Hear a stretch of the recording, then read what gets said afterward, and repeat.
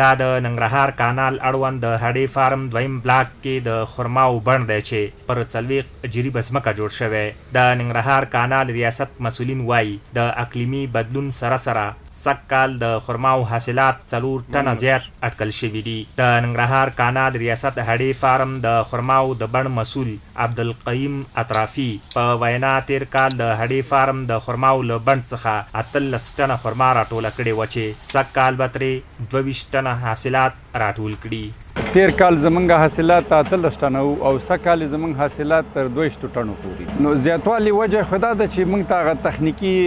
فعالیتونو په خاطر باندې چې کوم دغه لګیږي لکه حیواني سره ډي پي سره یوریا سره او هم زمان پرسونل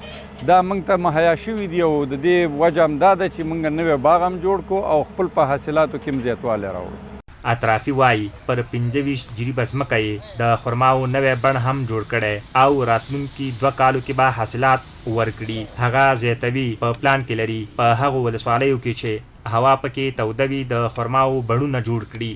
ځکه چې ګرمه هوا کې ښه حاصل ورکوي. د خرماو په دې بڼ کې پر کار بوخت کاریګر عبدالجلیل او شریف الله وایي بڼ کې پر بیلابیلو برخو کې کار کوي او خوشحاله دي چې پر خپل وطن کې د بدن خولت ویوي.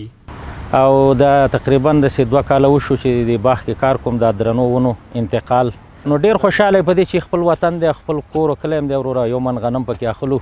حلال رزق دی او موږ د کور دننه پې شو ډیر خوشحاله یو چې وروره دا ډیر باغونه جوړ شي او دا ځوانان چې دي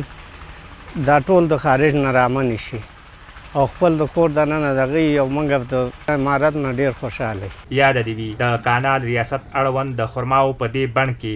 6 ډوله چې 2200 بوټي دي کېنول شوي او له ډلې 1200 د خرماو بوټو حاصلات ورکړي دي.